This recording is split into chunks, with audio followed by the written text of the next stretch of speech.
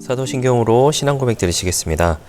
전능하사 천지를 만드신 하나님 아버지를 내가 믿사오며 그 외아들 우리 주 예수 그리스도를 믿사오니 이는 성령으로 잉태하사 동정녀 마리아에게 나시고 본디오 빌라도에게 고난을 받으사 십자가에 못 박혀 죽으시고 장사한 지 사흘 만에 죽은 자 가운데서 다시 살아나시며 하늘에 오르사 전능하신 하나님 우편에 앉아 계시다가 저리로서 산 자와 죽은 자를 심판하러 오시리라.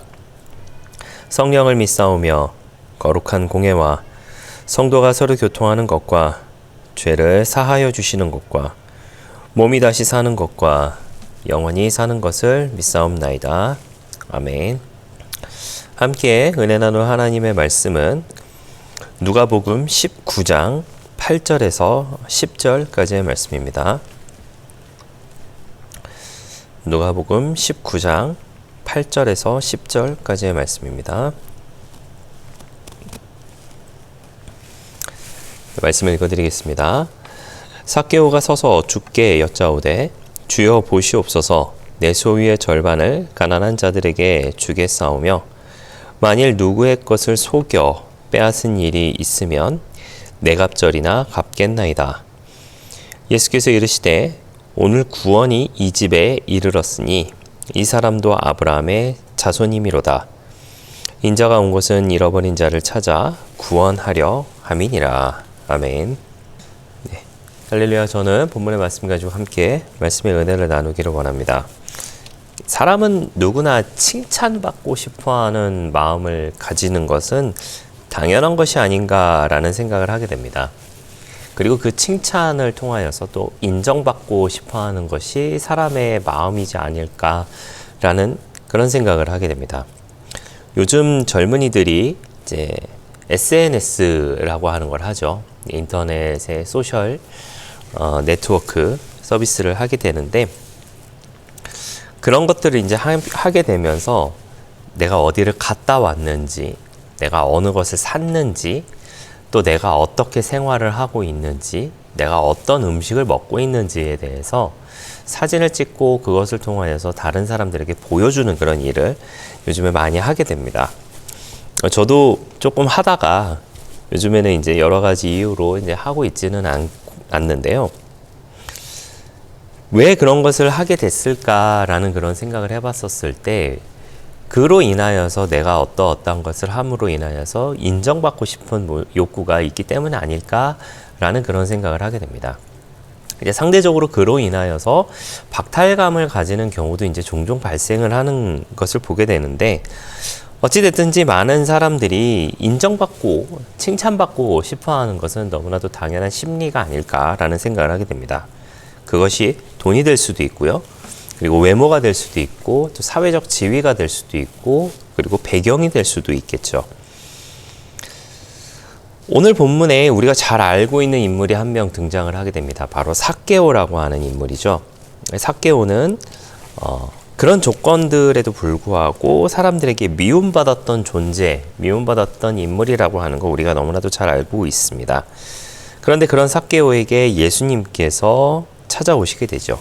사실은 예수님께서 찾아오셨다라기보다 삭개오가 예수님을 보기를 원했었죠.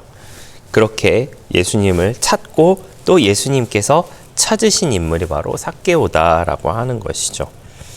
삭개오는 예수님을 보고 싶었어요. 우리가 잘 알고 있는 내용이지만은 그래도 한번 전체적인 내용을 한번 우리가 좀 살펴보고자 합니다. 예수님을 보고 싶어 했는데 3절에 이렇게 되어 있습니다. 제가 말씀을 좀 읽어드리도록 하겠습니다. 19장 3절에 그가 예수께서 어떠한 사람인가 하여 보고자 하되 키가 작고 사람이 많아 할 수 없었다라고 하는 그런 표현을 가지고 있습니다. 삭개오는 세리였고 부자였지만 굉장히 외롭고 공허했던 사람이 아닐까라는 생각을 하게 됩니다. 예전에도 말씀드렸던 부분이긴 하지만 그 당시 사람들에게 있어서 세리라고 하는 존재는 단순하게 세금을 걷는 사람의 이미지뿐 아니라 매국노의 이미지가 사실은 강했기 때문에 많은 사람들이 삭개오를 좋아할 리가 없었지 않았을까라고 하는 것이죠. 그런 삭개오가 이제 예수님이 어떤 사람인가라고 하는 것을 궁금해했다라고 하는 것이죠. 그리고 보고자 했습니다. 근데 어떻게 됐죠? 키가 작고 사람이 많았습니다. 그래서 4절 말씀에 이렇게 되어 있죠. 앞으로 달려가서 보기 위하여 돌 무화과 나무에 올라가니 이는 예수께서 그리로 지나가시게 되미로라 라고 하는 것입니다. 우리가 읽었던 예전 성경에서 이제 뽕나무에 올라갔다라고 하는 그런 표현을 이제 하고 있는데, 돌 무화과 나무에 올라가서 이제 그 위에서 예수님을 보고자 했다라고 하는 것이죠. 예수님께서 그 길로 지나가시기 때문에. 그런 삭개오에게 이제 예수님께서 말씀을 하시게 됩니다. 5절 말씀에 보시면 예수께서 그곳을 이르사 쳐다보시고 이르시되 삭개오야 속히 내려오라 내가 오늘 내 집에 유하여야 하겠다 하시니 라고 하면서 예수님을 보기 위해 돌 무화과 나무에 올라갔지만 예수님께서는 먼저 그의 이름을 부르셨다라고 하는 것입니다.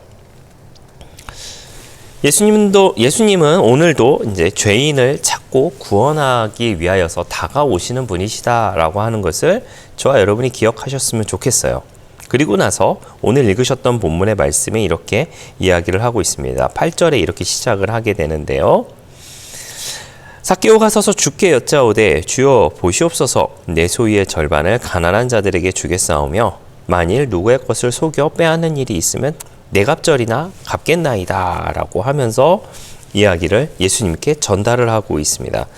제가 어렸을 때 이 성경 말씀을 읽었었을 때 무엇이 초점인가 라고 하는 것에 대해서 알지 못했던 것이 기억이 납니다. 이게 무슨 이야기냐면, 왜 예수님께서 삭개오의 집에 들어갔는데, 그런데 여러분 그 삭개오 주변에 있었던 사람들이 수군거리죠. 뭐라고 수군거리냐면 왜 예수라고 하는 저 사람이 죄인의 집에 들어가는가라고 하는 수군거림이 있게 됩니다.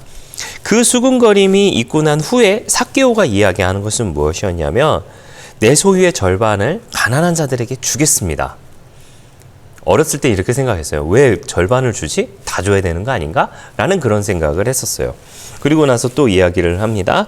누구의 것을 속여서 빼앗은 일이 있었으면, 예전 성경에는 뭐 토색한 일이 있었으면 라고 하는 그렇게 이야기하는데 내 갑절이나 갚겠습니다 라고 이야기를 했다라고 하는 것이죠.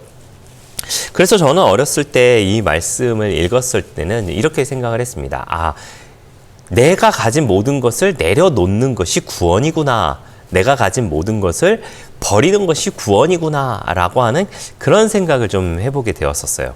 그런데 제가 이제 시간이 지나고 또 다른 성경들을 읽으면서 또 나름의 생각하게 되고 좀 깨닫게 된 것은 무엇이었냐면, 내가 가진 모든 것을 버리고 내가 가진 모든 것을 나누는 것이 구원이 아니라 내가 가진 모든 것을 버릴 수 있고 내가 가진 모든 것을 나눌 수 있는 사람이 구원받은 사람이다 라고 하는 것이었습니다. 자, 다시 한번 말씀을 드리자면요, 이전에 삭개오가 어떻게 살았는지에 대해서는 명확하지는 않습니다. 이전에 삭개오가 세리로서 많은 사람들의 것을, 세금을 걷는 그 가운데에 정말로 속여서 받았는지, 아니면 부당한 이득을 취했는지, 아니면 정말로 정직하게 그와 같은 세금 걷는 일에만 했는지에 대해서는 명확하지 않아요. 다만 주변 사람들의 시선이 무엇이었냐면은 매국노, 나쁜 사람의 이미지를 가지고 있었다라고 하는 것이죠.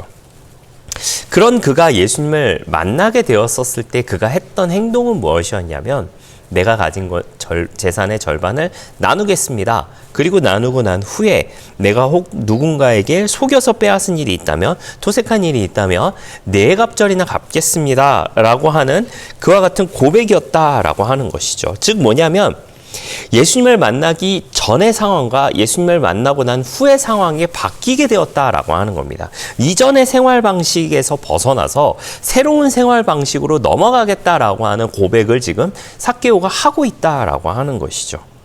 한번 오늘을 살고 있는 저와 여러분의 모습을 한번 생각해 보시기를 부탁을 드리겠습니다. 우리가 예수님을 알고 있기 전과 알고 난 후의 생활이 어떻게 달라지셨나요? 좋게 달라지셨나요? 나쁘게 달라지셨나요?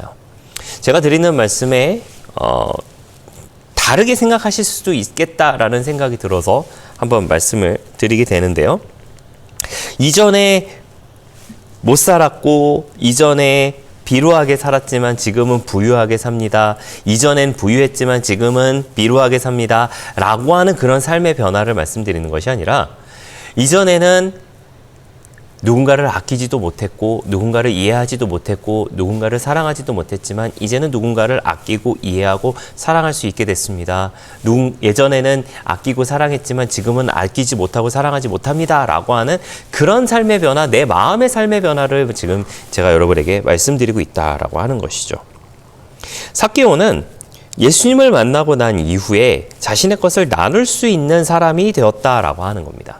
즉 뭐냐면 예수님을 인정함으로써 예수님이 우리를 구원하시려 한다라는 것을 인정하고 난 후에 새롭게 바뀐 삶의 모습을 지금 시작하고 있는 모습을 예수님께 보여주었다라고 하는 것이죠. 그래서 예수님께서 이렇게 말씀하신 것 같습니다. 9절에 오늘 구원이 이 집에 이르렀으니 이 사람도 아브라함의 자손이미로다. 사랑하시는 성도 여러분, 예수님은 오늘도 잃어버린 저와 여러분을 찾으러 다니십니다. 오십니다.